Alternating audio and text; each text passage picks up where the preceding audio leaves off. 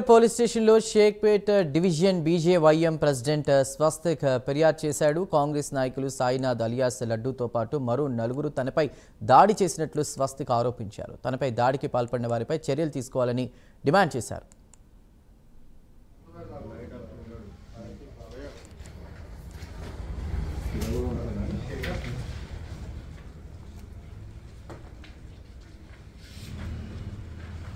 chain కూడా పోయింది, అది కొట్టడంలో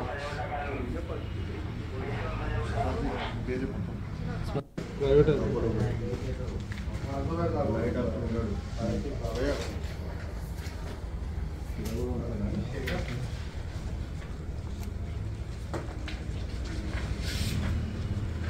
అది చైన్ కూడా పోయింది, అది కొట్టడంలో